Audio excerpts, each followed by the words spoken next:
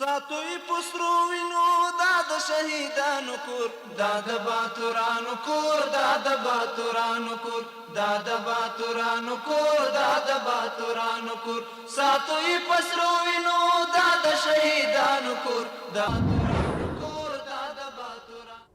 Good evening. Welcome to RTA News. Today is Saturday, August 9, 2025. Thanks for joining us. According to the order of Khalifa Sarajuddin Haqqani, the Minister of Interior, the border forces have been equipped with a special uniform.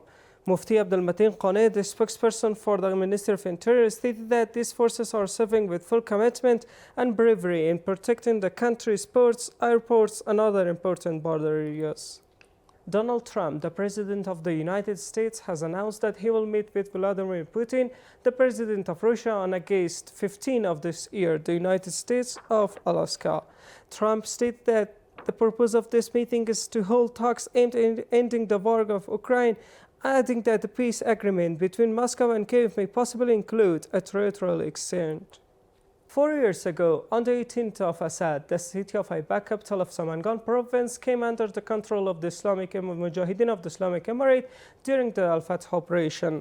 Marking this day as a historic turning point, several local officials and residents of Samangan stated that the establishment of the Islamic Emirate has not only brought nationwide security, but also laid a solid foundation for economic progress. Maulavi Zabiullah Mujahid has called on countries around the world to officially recognize the Islamic Emirate of Afghanistan as Russia has done, adding that the Islamic Emirate seeks good relations with all nations. In an exclusive interview with Milo News, the spokesperson of the Islamic Emirate stated that all security threats have been eliminated across Afghanistan, and now Afghanistan possesses a well-equipped army grounded in Islamic faith.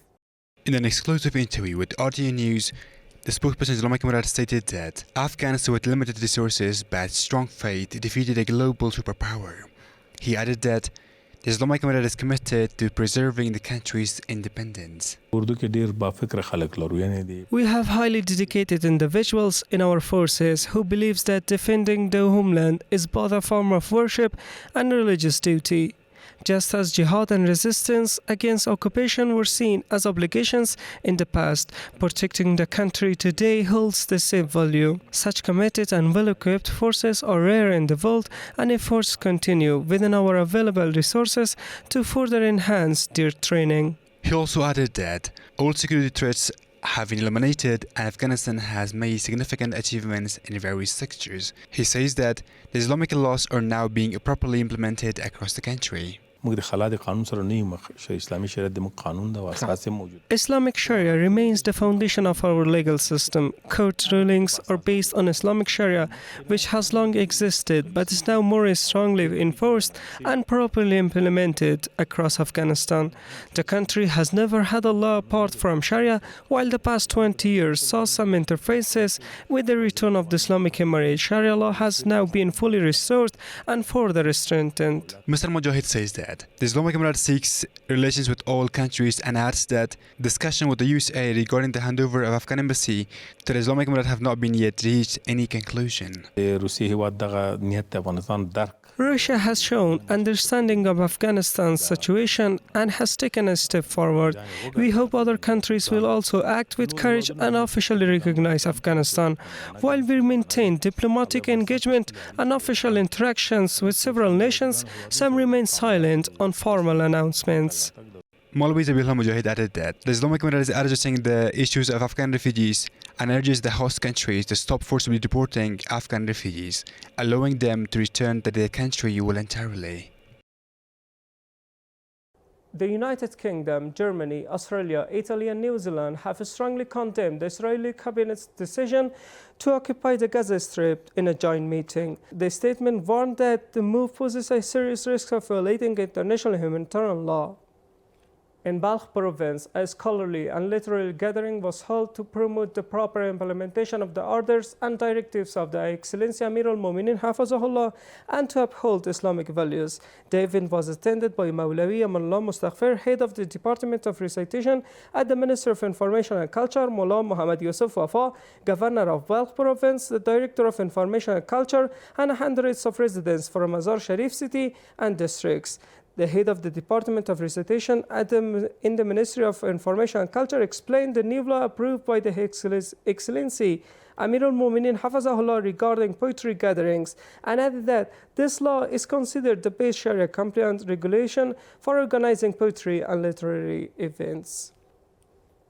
Mujibur Rahman Omar Akhundzada, Deputy Minister of Water and the Minister of Energy and Water, met with Sheikh Saniullah Farahman, the Islamic Emirate Ambassador in Turkey, during his trip to the country.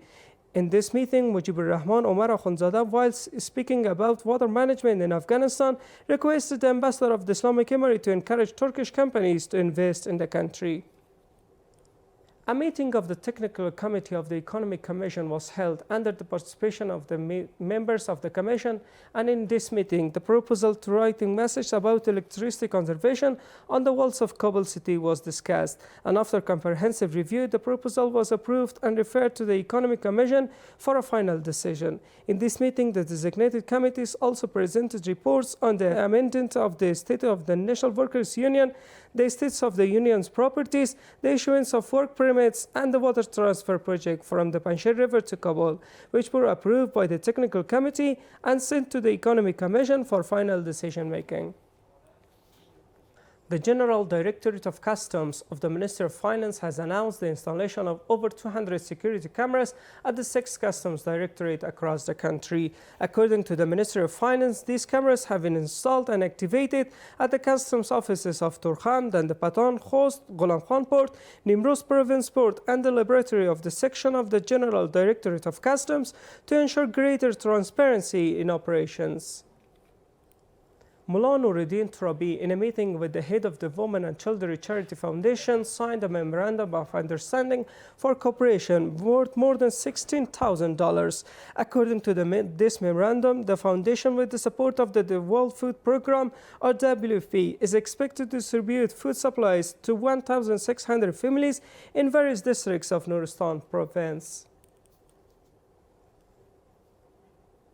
9 new school buildings worth more than 74 million Afghanis have been completed and put into operations in several districts of Kandahar province. The Kandahar Department of Education says these buildings were constructed with financial support from the United Nations Children's Fund, UNICEF, in Isbin Buldak, Maruf, Arghistan, and Dandaman districts of the province. The Minister of Refugees and Repatriation says in the past day, more than 3,000 Afghan migrants have returned to the country from Iran via Islam Qala and Silk Road. According to the ministry, over 1,000 Afghan migrants has also returned from Pakistan through Torkham and Isbil Buldak along the Durang line during the same period. The Ministry of Urban Development and Housing has officially integrated a major development projects, the stone-paved roads of the administrative complex in Kapisa province with a value of 306 million Afghanis. The Ministry of Urban Development assured the public that whatever is within their capacity will be carried out in service to the people. He stated that they are people of action, not slogans, and prove everything through practical work. The mentioned administrative complex includes 14 roads extended to various areas, which upon completion will provide numerous facilities for the residents of the province. Security forces have arrested 17 individuals in the past 24 hours in connection with various cases of thefts in Farah, Kunduz, Herat, and Faryab provinces. According to officials, 11 suspects were detained in Farah, 3 in Herat, 2 in Kunduz, and 1 in Faryab province. That was all for tonight. Thanks for being with us. Have a great night. ساتوی پسروینو داد شهیدانو کور داد باتورانو کور داد باتورانو کور داد باتورانو کور داد باتورانو کور ساتوی پسروینو داد شهیدانو کور داد